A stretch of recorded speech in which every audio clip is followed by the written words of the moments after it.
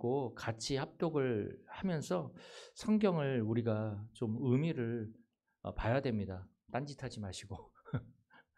자, 오늘 제목이 나를 복음화하라, 나를 복음화하라라는 제목으로 우리가 말씀을 좀 나눠보도록 하겠습니다. 오늘 본문에 보면 사도 바울이 고백을 합니다. 나의 달려갈 길과 주 예수께 받은 사명 곧 하나님의 은혜의 복음을 전하는 일을 마치려 하면은 나의 생명조차 조금도 귀한 것으로 여기지 아니하노라. 사도 바울은 원래는 예수를 믿는 사람이 아니라 예수 믿는 사람들을 핍박하고 잡아서 가두는 일을 앞장서서 했던 사람입니다. 그의 배경을 보면 그는 바리새인 중에 바리새인입니다. 그러니까 한마디로 말해서 종교 지도자급이죠. 종교 지도자였고 또 그의 배경을 보면 그 당시에 로마가 세계를 정복하고 있는 초강대국입니다. 그 로마의 시민권을 가진 사람입니다. 태어날 때부터 로마 시민권을 가진 사람이었고 또 이 바울은 그 당시에는 그 도제 제도라는 게 있는데 뭐냐면 지금도 있죠. 예를 들어서 도자기 같은 거 이런 것들은 물론 학교에서도 배우지만 예전에는 어느 스승 밑에서 그것을 배웠느냐가 굉장히 중요했거든요. 그래서 스승님이 누구다 그러면 굉장히 알아줬죠. 마찬가지로 이 사도 바울은 유대의 3대 그 율법학자가 있는데 랍비라고 하죠. 랍비 3대 랍비가 있습니다. 굉장히 지금까지도 에스라, 그 다음에 힐랄, 그리고 가말리엘이라는 이 세 사람이 지금까지도 이스라엘의 3대 랍비 중에 랍비입니다. 그런데 이 바울은 그 3대 랍비 중에 한 명인 가말리엘이라는 사람의 제자입니다. 그의 밑에서 이 성경과 율법을 배운 사람입니다. 그러니까 굉장히 배경이 좋죠. 세상적으로 가질 것 다 가지고 있습니다. 성경도 능통한 사람입니다. 돈도 많고 집안 배경도 좋고 세상에서의 그러한 위치라든지 이런 것도 굉장히 높은 사람입니다. 다 가지고 있지만 하나만 없었죠. 복음이 없는 거예요. 그래서 이 사도 바울은 자기가 가지고 있는 배경과 지식을 가지고 그거를 근거로 해서 딱 보니까 예수를 믿는 것은 하나님이 원하시는 일이 아니라는 그런 판단을 하게 됩니다. 복음이 없으니까. 복음이 없으면 자기가 생각하고 판단하는 모든 근거가 하나님의 계획을 막는 일을 할 수 있습니다. 자기의 생각과 자기의 신념과 자기의 이 사상의 근거에서 자기가 가지고 있는 지식의 근거에서 판단을 하니까 예수 믿는 것은 하나님을 모독하는 것이고 그래서 나는 하나님 믿는 사람들을 잡아 가두겠다라는 그러한 결론을 냅니다. 그래서 정말 누구보다도 더 열심을 내서 예수 믿는 사람들을 잡아서 가두는 것입니다. 다 있는데 세상적으로 굉장히 존경받을 만한 다 있는데 복음만 없는 거예요. 그러다 보니까 하나님하고 전혀 상관없는 일을 하게 되는 거죠. 하나님의 계획을 막는 그러한 일을 하게 되는 거죠. 그러나 오늘 본문에 보면 사도 바울이 고백을 합니다. 이 바울이 사도행전 9장에 보면 예수님 믿는 사람을 잡아 가두려고 다메섹이라는 그 지역으로 가다가 누구를 만나냐면 십자가에서 죽으시고 부활하신 그 예수님을 만납니다. 예수님이 바울에게 찾아오시죠. 바울이 묻습니다. 주여 뉘시니까? 그때 예수님이 대답하십니다. 나는 네가 핍박하는 예수라. 사실 이 바울이 성경을 능통한 사람이니까 여자의 후손 메시아가 올 것이라는 것을 누구보다도 잘 알고 있는 사람이에요. 그러나 십자가에서 죽으시고 부활하신 예수님을 만난 적이 없다 보니까 오히려 예수님을 핍박하고 예수님을 믿는 사람들을 핍박했던 거죠. 그 예수님을 다메섹 도상에서 만나게 되는 거죠. 그 이후에 바울의 삶은, 바울의 인생의 여정은 완전히 바뀝니다. 이제는 자기가 가지고 있는 신념과 사상과 지식에 근거해서 살아가는 것이 아니라 이제는 자기가 만난 십자가에서 죽으시고 부활하신 예수님, 그 복음에 근거한 인생을 살아가게 되는데, 복음에 근거한 인생은 어떠한 인생입니까? 살리는 인생입니다. 하나님의 말씀이 성취되어지는 언약의 여정을 가게 되는 거죠. 우리의 인생이 어디에 근거해서 살아가느냐가 굉장히 중요합니다. 우리의 인생이 세상에 근거해서 살아가느냐, 내 인생이 돈과 내 신념과 내 사상에 근거해서 살아가느냐, 아니면 내 인생이 십자가에서 죽으시고 부활하신 그 예수님을 근거로 해서 내 인생이 살아가느냐는 완전히 다릅니다. 십자가에서 죽으시고 부활하시는 예수님을 만난 이후에 바울은 언약의 여정을 가게 되는데, 살리는 여정을 가게 되는데, 모든 삶이 뭐라고 고백을 하냐면 그 고백이 오늘 나와 있는 사도행전 20장 24절입니다. 나의 달려갈 길과 내 인생이죠. 주 예수께 받은 사명, 곧 은혜의 복음을 증거하는 일을 마치려 함에는, 사도 바울의 인생은 이제 근거는 은혜의 복음에 있는 것입니다. 은혜의 복음. 은혜라는 것은 뭡니까? 내가 무엇을 해서 받은 게 아니에요. 내가 잘난 것도 없고, 내가 뭐 드린 것도 없고, 뭐 내가 받을 만한 그런 건덕지가 없는데, 그거하고 상관없이 하나님이 나에게 선물로, 하나님이 나를 사랑해서 은혜로 나에게 복음을 주신 거예요. 은혜의 복음. 예수 그리스도가 바로 은혜의 복음입니다. 왜요? 예수 그리스도의 십자가 사건을 통해서 우리의 모든 죄 문제가 해결받고, 그 죄를 통해 우리를 공격하는 사단의 권세를 꺾고 하나님을 만날 수 있는 길을 여셨기 때문에, 이거는 내가 노력해서 받은 게 아니라 하나님이 우리를 위해서 그렇게 하셨어요.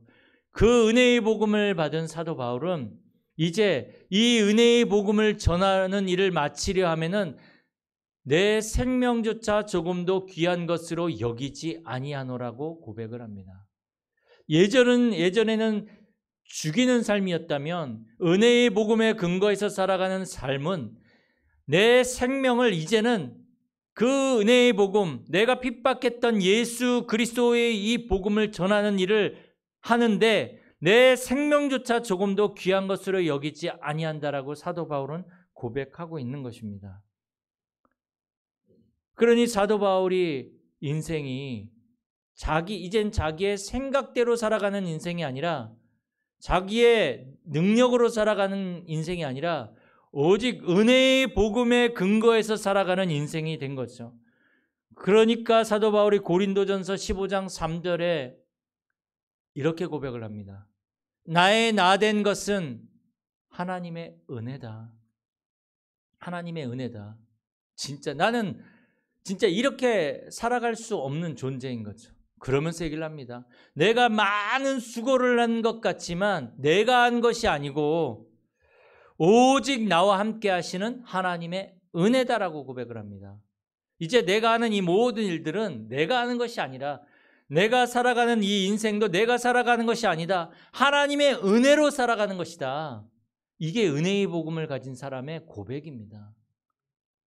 우리는 그 은혜의 복음을 가진 사람들이거든요. 그리고 사도 바울은 그래서 빌립보서 3장 8절에 뭐라고 고백을 하냐면, 내가 모든 것을 다 해로 여김은 내 주 그리스도 예수를 아는 지식이 가장 고상함이라. 그래서 사도 바울은 자기가 가지고 있는 모든 세상에서 뛰어나다라고 한 그 모든 것들을 다 배설물처럼 버린다라고 고백을 합니다. 얼마나 은혜의 복음이 감격이었으면, 얼마나 은혜의 복음이 사도 바울에게 충격이었으면, 너무 가치 있어 보이니까 세상에서 정말 가치 있다라고 생각했던 그 모든 것들을 다 해로 여겨 버린다라고 고백을 하고 있는 것입니다. 그래서 빌립보서 1장 20절에서 22절에 보면, 내가 이제 살든지 죽든지 내 안에서 오직 그리스도께서 존귀하게 되려 하나니, 오직 그리스도가 내 안에 존귀하게 되면 되는 것이다. 그래서 나는 날마다 죽노라. 이렇게 사도 바울은 고백하고 있습니다. 이걸 모르는 사람의 인생은 사도 바울이 다메섹에서 그리스도를 만나기 전에 근거했던 인생, 세상, 돈, 사람들의 말, 성공, 이거를 근거로 해서 살아가니까 실패할 수밖에 없는 그 인생의 흐름 속에 있는 거예요. 아무리 교회를 다니고 아무리 열심히 살아도 내 인생이 살아가는 근거가 복음이 아닌 다른 것을 붙잡은 사람은 실패할 수밖에 없는 그 인생의 흐름 속에 있다. 왜 그러죠? 왜 실패할 수밖에 없는 인생을 살아갑니까? 하나님을 떠난 상태에 있기 때문에 그렇습니다. 상태라는 말이 무섭습니다. 암 환자가 암이 걸렸을 때에는 그냥 갑자기 암이 걸린 거 아니죠. 우리가 넘어지면 여기에 상처가 나죠. 그거는 넘어져서 지금 생긴 상처입니다. 그러나 몸 안에 있는 이 질병들은 갑자기 이게 생긴 게 아니라 오랫동안 쌓여와서 암이 걸릴 수밖에 없는 상태가 되어진 거죠. 그래서 수술해서 그 암을 잘라내도 이 사람의 몸은 암이 걸릴 수 있는 상태이기 때문에 재발할 확률이 굉장히 높습니다. 그래서 10년을 지켜본다 그러더라고요. 10년을. 암 환자는. 10년이 지나도 암이 생기지 않으면 완치 판정을 내리죠. 마찬가지로 우리 사람들이 실패할 수밖에 없는 이유가 뭡니까? 하나님을 떠난 상태에 있단 말이죠. 그 상태가 우리를 실패시키는 것이고, 그 상태가 우리를 계속적으로 어려움 속으로 끌고 가는 것입니다. 나 지금 잘 살고 있는데요. 영적으로는 지금 하나님을 떠난 상태에 있단 말이에요. 영적으로는. 왜 하나님을 떠난 상태에 있습니까? 첫 인류인 아담과 하와가 마귀에게 속아서 죄를 짓고 하나님을 떠났단 말이죠. 그 하나님을 떠난 사건이 계속적으로 아담 이후에 태어난 모든 사람들에게 영향을 주었고, 모든 사람들은 그 상태에서 태어나고 그 상태에서 자라고 그렇게 살다가 가는 거죠. 하나님 떠난 사람들은 결국은 그 상태에서 죄와 마귀의 영향을 받으며 살다가 실패한 인생을 살 수밖에 없는 것입니다. 그리고 하나님을 떠난 상태의 그 삶의 결과로 계속적으로 어려움들이 찾아오고 여러 가지 모습으로 계속적으로 문제들이 생겨나는 거죠. 하나님을 떠난 상태를 에베소서 2장 1절에 보면 허물과 죄로 죽은 상태라고 얘기를 합니다. 허물과 죄로 죽었던 너희를 살리셨도다. 그래서 에베소서 2장 2절에 보니까 그때 너희가 공중의 권세 잡은 자를 따르고 불순종의 아들들 가운데서 역사하는 영이 그 사람들을 사로잡았다라고 성경은 말하고 있습니다. 그러니 그 하나님을 떠난 상태인데 여러 가지 모습의 어려움들이 계속 찾아오는 거죠. 우리가 현장에 보면 요새 계속 자살자들이 늘어나고 정신 문제로 말미암아 막 묻지마 폭력, 묻지마 살인, 여러 가지 일들이 일어납니다. 갈수록 더 심해질 수밖에 없죠. 그러니 이런 것들을 견디지 못하니까 뭔가에 중독되지 않으면 살아갈 수가 없는 거예요. 뭔가에 집착해서 살아갈 수밖에 없는 것입니다. 그러니까 알코올 중독에 빠지고 마약 중독에 빠지고 도박 중독에 빠지고 성 중독에 빠지고 그렇게 살아갈 수밖에 없는 거죠. 그래서 마태복음 7장 26절, 27절에 보면 예수님이 모래 위에 지은 집과 반석 위에 지은 집에 대해서 말씀하고 있죠. 하나님을 떠난 사람은 인생의 집을 짓는데 그 인생의 집을 어디에다 짓느냐? 모래 위에다 짓는다는 거죠. 이 기초가 굉장히 중요하거든요. 모래 위에 지은 집. 어디에 짓느냐가 중요하단 말이에요. 똑같이 집을 짓는데 모래 위에다가 굉장히 크고 화려하게 집을 지어놨다고 칩시다.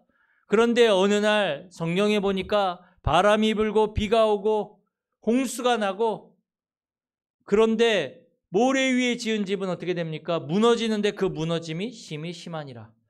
우리 인생의 집을 어디에 짓느냐 말이죠. 반석 위에다가 집을 지니까 바람이 불고 홍수가 나고 비가 와도 반석 위에 지은 집은 무너지지 않는단 말이죠. 그 반석은 뭡니까? 그리스도. 그리스도 위에 인생에 집을 지은 사람은 어떠한 영적 문제와 어떠한 풍파가 와도 무너지지 않습니다. 그래서 우리 인생의 집을 어디에 지어야 되겠습니까? 우리가 어디에 근거해서 우리의 인생이 살아가야 되겠습니까? 복음.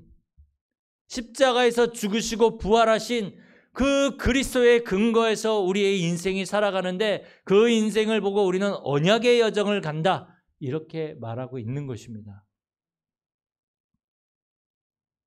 그래서 우리는 이 인생에 실패할 수밖에 없는 이 모든 흐름을 바꿔야 하는데, 실패할 수밖에 없는 이 흐름을 바꿀 수 있는 방법이 뭡니까? 하나님이 우리에게 주신 방법이어야만 합니다. 그게 바로 창세기 3장 15절의 여자의 후손의 복음입니다. 여자의 후손. 아담의 후손으로는 하나님을 떠난 인간이 하나님을 만날 수가 없어요. 아담의 후손으로는 죄 문제를 해결할 수 없어요. 왜요? 아담의 후손은 다 죄인이니까 죄인이 죄 문제를 해결 못한단 말이죠. 죄 문제를 해결하려면 죄 없는 사람이 죄 문제를 해결할 수 있단 말이죠.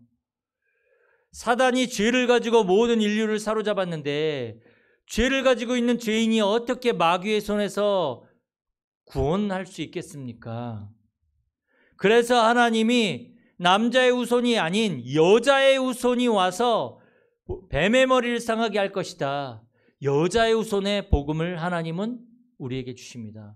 다시 말해서 오실 그 메시아를 너희들이 바라봐라. 그걸 어떻게 누리냐? 창세기 3장 21절에 보면 하나님이 친히 가죽옷을 지어서 입히십니다. 아담과 하와가 선악과를 따먹었을 때 갑자기 육신의 눈이 밝아져서 자신들이 벌거벗은 줄 알고 무화과 나무 잎을 따다가 가렸단 말이죠. 그런데 햇빛이 쬐니까 이 나뭇잎이 어떻게 돼요? 이 사그러져 버린단 말이죠. 그건 뭡니까? 인간의 노력을 가지고 자신의 죄와 자신의 치부를 가릴 수가 없단 말이에요. 인간의 노력을 가지고는 그 어떤 노력을 가지고도 자신의 죄 문제를 해결할 수 없단 말이에요. 이건 종교를 말합니다. 그러나 하나님은 창세기 3장 21절에 친히 가죽옷을 지어 입히시는데, 가죽옷을 지어 입히시려면 어떡합니까? 피를 내서 짐승이 죽어야 된단 말이죠. 그래서 여기에서 하나님이 희생제사라는 말은 없지만 이게 바로 복음을 누리는 방법으로 하나님이 보여주신 것입니다. 희생제사의 원형이 된 거죠. 그렇게 이스라엘 백성들은 오실 메시아를 그 피제사를 드리면서 바라본 것입니다. 오실 메시아를 믿은 거예요. 우리가 지금 그리스도를 믿은 것처럼. 우리가 얼마나 축복입니까? 오신 그리스도를 우리가 믿으니까. 창세기 6장 14절에 보니까 이 사람들이 언약을 다시 놓쳐버리고 하나님을 떠나기 시작한 거죠. 하나님의 아들들마저도 이제 언약에 근거한 인생이 아니고 복음에 근거한 인생이 아니고 자기들이 좋아하는 모든 자로 아내를 삼고 세상 사람들이 따라가는 문화와 세상의 그 모든 유혹에 근거해서 인생을 살아가기 시작합니다. 복음 놓쳐버린 거죠. 한 시대가 네피림이라는 완전히 사단에게 장악이 되어져 버리는 그러한 시대가 되어져 버립니다. 그때 하나님은 그 노아라는 사람을 부르셔서 방주를 만들어라. 방주를 만들어라. 그리고 방주 안으로 들어가라. 하나님이 주신 그 방주는 그 시대의 복음입니다. 방주 안에 들어가야 삽니다. 그 방주는 누굴 말합니까? 그 오실 그리스도를 말합니다. 그리스도 안에 들어오면 다 살거든요. 싫다고 방주 안에 안 들어가면 죽어요. 그 시대는 방주를 통해 그리스도를 바라보는 거예요. 이 시대에 그리스도 안으로 안 들어가면 다 죽습니다. 영적으로. 창세기 12장 1절 3절 보면 또 사람들이 언약을 놓치고 복음을 놓치고 그 셈의 후손인 노아의 아들이 셈, 함, 야벳이거든요. 함은 이제 저주를 받게 되죠. 이 셈의 후손에서 예수 그리스도가 오는데 아브라함이 이 셈의 후손이란 말이에요. 진짜 어떻게 보면 언약을 이어갈 이 아브라함이 아버지 데라와 함께 갈대아 우르에서 우상을 만들고 파는 거예요. 하나님의 백성이 언약을 가지고 있는 그 언약의 이 후손이 언약 놓쳐버리고 하나님 놓쳐버리고 우상을 만들고 우상을 파는 그러한 일을 하고 있는 거죠. 그때 하나님은 아브라함에게 찾아오셔서 떠나라는 거죠. 떠나라. 어디로요? 가나안 땅으로. 거기는 그리스도가 오실 땅이거든요. 그리스도 바라보라는 거죠. 그 창세기 12장 1절에 3절 보면 너는 너희 본토 친척 아비 집을 떠나 내가 내게 지시할 땅으로 가라. 내가 너로 말미암아 천하 만민이 복을 얻게 하겠다. 너를 저주한 자에게는 저주하겠고 내가 너를 축복한 자에게는 축복하겠다. 그리스도가 오실 그 땅으로 가라는 것입니다. 그리스도 바라봐라. 이거 놓쳐버리니까 이스라엘 백성들이 또 노예가 되어버리죠. 출애굽기 3장 18절에 보니까 애굽의 노예가 되어질 때 그때 그들은 출애굽기 3장 18절에 희생제사 피 바른 날 애굽에서 빠져나옵니다. 이사야 7장 14절에 보니까 이스라엘 백성들이 또 바벨론의 포로가 되어져서 다 끌려갑니다. 그때 그들은 하나님이 주신 답인 보라 처녀가 잉태하여 아들 낳으리니 그의 이름은 임마누엘이라 하리라. 임마누엘의 언약을 붙잡습니다. 그리고 승리한 것입니다. 하나님이 우리와 함께 하시는 방법. 그리스도가 우리 가운데 오셨잖아요. 실질적으로 이 그리스도가 인간의 몸을 입고 이 땅에 오셨습니다. 이스라엘 백성들이 로마에 속국되어 있을 때 그때 주는 그리스도시요 살아계신 하나님의 아들이시니다. 이 그리스도를 붙잡은 자들이 승리했고 세계복음화한 것입니다. 오직 그리스도 말고는 답이 없는 거죠. 그래서 로마서 5장 8절에 보면 우리가 아직 죄인 되었을 때에 그리스도께서 우리를 위하여 죽으심으로 하나님께서 우리에 대한 자기의 사랑을 확증하셨느니라. 하나님이 우리에게 주신 방법 그리스도. 그래서 골로새서 1장 13절 14절 보면 그가 우리를 흑암의 권세에서 건져내사 그의 사랑의 아들의 나라로 옮기셨으니 그 아들 안에서 우리가 속량 곧 죄사함을 받았느니라. 그리스도로 말미암아 우리가 사단의 권세에서 하나님의 나라로 옮겨지고 우리가 죄사함을 받게 된 것입니다. 죄 문제를 해결받은 것이죠. 우리가 죄 때문에 하나님을 떠난 상태 고통을 당하고 있었잖아요. 그래서 히브리서 2장 14절 15절에 보면 예수님이 혈과 육을 지니심은 죽음의 세력을 잡은 자, 곧 마귀를 그의 죽음을 통하여서 멸하시고 한평생 매여 종노릇하는 우리를 그 마귀의 손에서 놓아주려 하심이라. 그래서 혈과 육을 가지고 오셔서 십자가에서 죽으신 거예요. 마귀를 멸하시고 우리를 그 마귀의 손에서 해방시키기 위해서. 그게 하나님 우리를 그 모든 실패하는 흐름에서 하나님 나라의 그 축복의 흐름 속으로 넣으시는 하나님의 방법입니다. 그래서 그 예수님이 어디에서 이 일을 완성하셨습니까? 십자가에서. 십자가는요, 원래 로마가요, 아주 로마에 그 대항하는 뭐라 그래, 반란을 일으킨 사람들이라든지 좀 로마에 조금 뭐 이렇게 반대하는 사람들, 정치적으로, 그리고 흉악한 죄를 지은 사람들을 죽이는 방법이 뭐냐면 십자가예요. 왜 그러냐면 십자가는 이 못을 박은 다음에 달아놓으면 바로 죽지 않아요. 피가 서서히 이게 피를 흘리면서, 그리고 이게 이렇게 축 처지니까 폐가 이렇게 눌리면서 숨을 못 쉬거든요. 그러면 여기 물이 생겨요. 안에, 이 몸 안에 폐에 물이 차버리는 거죠. 그 굉장히 고통스럽게 죽이는 방법이 십자가형이거든요. 그러니까 이 십자가는 아주 저주를 받은 사람이라고 이렇게 얘기를 해요.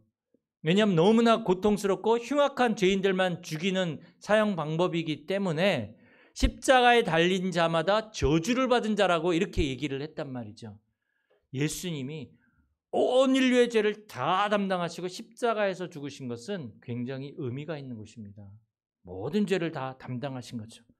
그래서 로마서 6장 6절에 보면 우리의 옛사람이 예수와 함께 십자가에 못 박힌 것은 죄의 몸이 죽어 다시는 우리가 죄에게 종노릇하게 하려 하지 않기 위해서. 예수님이 십자가에서 2025년 전에 죽으셨는데 영적으로 우리도 십자가에서 우리 죽은 거예요. 사단에게 종노릇하던 우리는, 죄에 종노릇하던 우리는 십자가에서 죽었어요.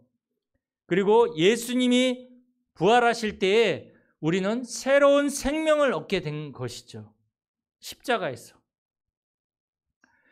그래서 골로새서 1장 20절에 보면 십자가의 피로 화평을 이루사 모든 것들이 하나님과 화평하게 되게 하려 하심이니라. 십자가로 이제 하나님을 만날 수 없고 하나님과 원수되어져 있었는데 이제 예수 그리스도의 십자가의 피로 우리 죄의 담이 무너져 버리고 우리가 하나님 앞에 나아갈 수 있는 길이 열려져 버린 거죠. 하나님과 우리가 죄 때문에 원수가 되어져 있었거든요.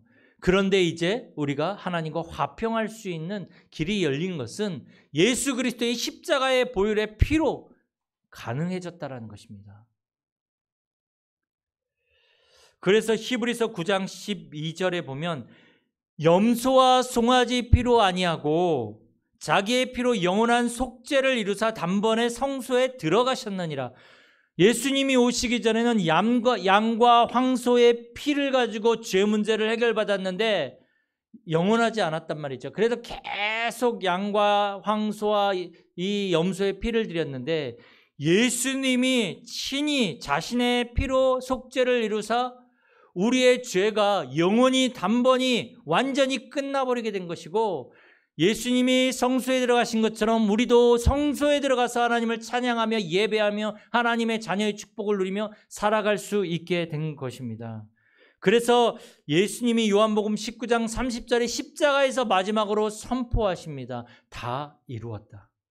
끝났다라는 거죠. 우리에게 아담과 하와 때부터 시작되어졌던 그 지긋지긋한 영적 문제가 십자가에서 다 끝났다라는 것입니다. 그래서 우리는 예수를 믿는다라는 것은 모든 문제를 다 끝낸 그 예수님을 믿는 것입니다. 우리의 모든 문제가 다 끝났다라는 사실을 믿는 것입니다. 그게 바로 복음입니다. 그래서 이제 우리는 하나님이 모든 것들을 끝내시고 하나님이 새롭게 시작하시는 그 그리스도로 시작해야 됩니다. 우리의 인생이 그리스도에 근거한 인생이 되어줘야 됩니다. 그래서 갈라디아 3장 26절에 보면 너희가 믿음으로 말미암아 그리스도 예수 안에서 하나님의 아들이 되었으니, 하나님의 아들로 우리는 새롭게 시작하는 것입니다. 어떻게 이렇게 되었습니까? 에베소서 2장 8절에 너희는 하나님의 은혜로 말미암아 믿음으로 구원을 얻었나니, 하나님의 은혜예요. 하나님의 은혜. 그리스도가 하나님의 은혜잖아요. 하나님, 그리고 방법은 뭡니까? 믿음. 하나님의 은혜가 먼저이고 구원받는 방법은 믿음인데, 이 믿음도 너희에게서 난 것이 아니요 하나님의 선물이라. 행위에서 난 것이 아니니 이는 누구든지 자랑하지 못하게 하려 함이라. 하나님이 우리에게 믿음도 선물로 주신 거예요. 믿을 수 있는 마음. 그래서 이제 우리는 디모데전서 6장 12절에 있는 대로 믿음의 싸움을 싸워야 합니다. 사단과 이 영적 싸움을 하는 거죠.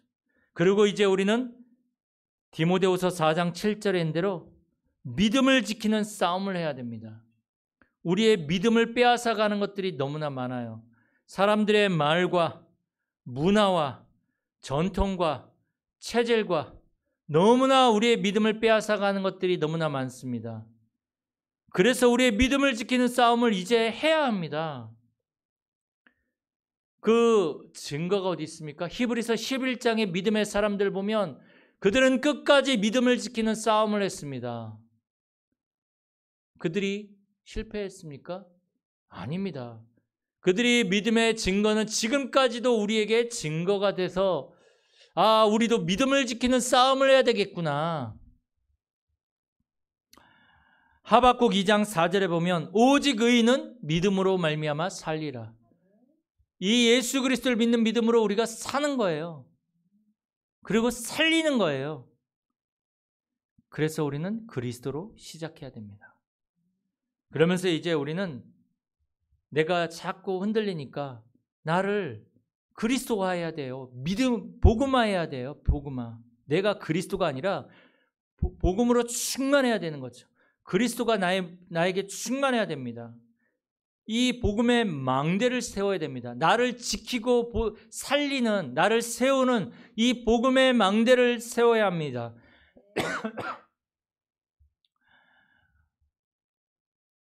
내 생각의 망대, 불신앙의 망대를 무너뜨리고 믿음의 망대를 세워야 합니다. 내가 복음화되어지면요, 3저주가 무너집니다. 지옥과 사단과 재앙이 무너집니다. 그러면 내 생각이 필요 없고 내 주장이 필요 없고 걱정할 이유가 없는 것입니다.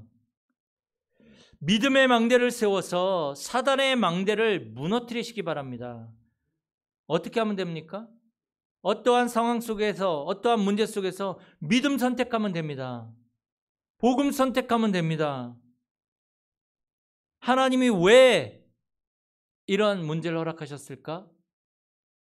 예수님이라면 어떻게 하셨을까? 질문하면서 믿음을 선택하고 복음을 선택하면 되는 거죠. 그러면서 이제 나는 나를 살리는 영적인 시스템을 조금 세워야 합니다. 특별히 영적 문제가 있는 사람은 영적 시스템을 세워서 나를 살려야 합니다. 어떻게 합니까? 정확한 언약을 붙잡고 이제 기도로 근원적인 능력을 회복하는 것이죠. 기도를 통해서 하나님 나라를 누리는 거죠. 그냥 기도 말고 언약에 근거한 기도, 말씀을 붙잡고 한 기도. 그리고 우리는 힘을 얻어야 됩니다. 영적인 힘을. 그래서 예배에 집중하는 거고 기도하는 거죠. 좀 아침이라든지 하루에 한 번 정도 우리 렘넌트들도 조금 말씀에 집중하고 기도하는 시간 가지셔야 됩니다. 그게 나를 살리는 방법입니다. 그게 쌓여지거든요. 쌓여져서 나를 치유하고 정말 이 복음의 응답들이 나타나는 것을 보게 되는 것입니다. 그래서 우리가 계속 집중해서 우리가 들었지만 삶 정리가 필요합니다. 주일날 저녁에, 그날 저녁에 본부 메시지와 강단의 메시지를 정리하고 기도 제목을 붙잡는 것이 굉장히 필요합니다. 삶 정리. 그리고 날마다 사문을, 나에게 오늘 주신 하나님의 말씀이 무엇인가? 그리고 오늘 내가 가야 할 현장, 만나야 될 모든 사람들을 놓고 미리 스케줄을 한번 생각해 보고 그걸 붙잡고 기도하는 거죠. 오늘의 말씀, 오늘의 전도, 오늘의 기도. 이 사문을. 그러면서 삶 집중의 시간이 필요합니다. 아침에 일어나면 기도로 시작을 하는 거죠. 기도로. 그리고 낮에는 모든 것들을 기도로 바꾸는 거죠. 그리고 저녁에는 뭡니까? 오늘 내가 살면서 굉장히 사람들의 말과 또 여러 가지 상황 속에서 불신앙도 많이 들어가고 상처도 받고 그걸 치유해야 됩니다. 그대로 가지고 자면 굉장히 시달립니다. 데미지가 입어요, 영적으로도. 그래서 되도록이면 말씀 한번 읽어보고 아니면 메시지를 듣든지, 그리고 기도해서 치유받고 힘을 얻고 자야 됩니다. 삶 집중. 그래서 우리 교회와 우리 렘넌트들과 우리 성도님들은 그냥 하루하루를 살아내는 사람이 아니라 겨우겨우 하루하루를 살아가고 밥 먹기 위해서 그냥 열심히 살아가는 그러한 인생이 아니라 하나님이 우리에게 주신 그 언약, 이 시대에 하나님이 주신 그 언약, 이 시대에 하나님이 소원하시고 하나님이 가장 이루고 싶어 하시는 237 나라 5천 종족을 살리는 그 언약을 붙잡고 그 언약의 성취의 주인공으로 살아가셔야 됩니다. 하루하루가 아이들의 뜰과 치유의 뜰과 237의 뜰을 세우는 주역으로 살아가셔야 됩니다. 그게 우리의 모든 방향입니다. 돈 많이 벌어서 잘 사는 게 우리 인생의 방향이 아니라 이제는 237 나라와 5천 종족을 살리는, 요번에 아프리카를 가니까 아프리카에 57개 나라를 놓고 선교사님이 20년 동안 기도하셨는데 20년 전에 왔을 때 영어를 배울까 스와질리어를 배울까, 그게 보니까 아프리카가 보니까 거의 연결이 돼 있다 보니까 나라는 다르지만 거의 이 스와질랜드 언어를 거의 다 알아듣더라고요. 요번에 보면 옆 나라의 부룬디에서도 오시고 루안다에도 오시고 보니까는 이제 그 주변에 여러 나라의 목사님들이 오셨어요. 그러니까 이 선교사님이 20년 전에 이 아프리카 언어를 배우신 거예요. 굉장히 잘하세요. 나이 제가 보니까 한 40대 중반에 오신 것 같은데 지금은 설교도 그렇고 완전 현지인처럼 하시더라고요. 사모님도. 왜 그렇게 하셨겠습니까?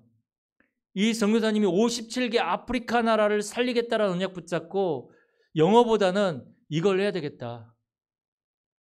왜냐하면 영어로 하면 자기들끼리 또 모여서 뭔 소리를 하는지 모르고 또 소외가 당하니까, 그래서 그때 자기는 이 아프리카 스와질리어라고 하던가요? 그 언어를 배웠다라고 하시더라고요.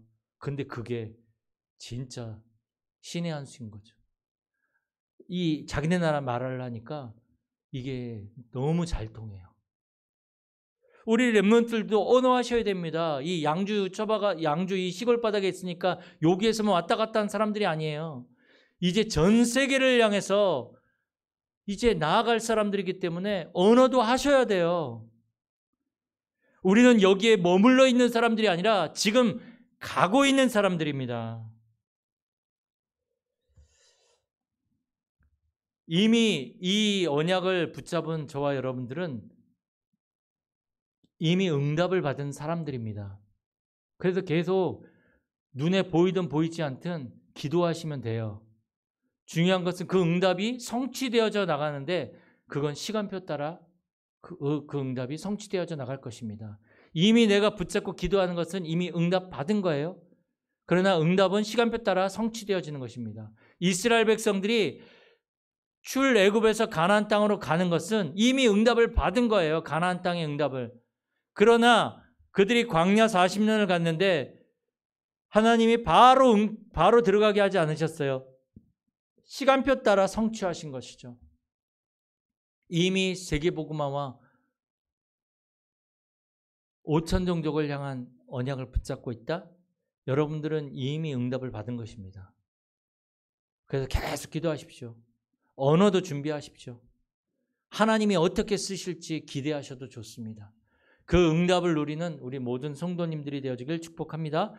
살아계신 하나님 감사드립니다. 이번 한 주간도 나를 복음화하며 또 우리 인생의 모든 방향이 237 나라 5천 종족을 향해 갈 수 있도록 눈을 열어 주옵소서.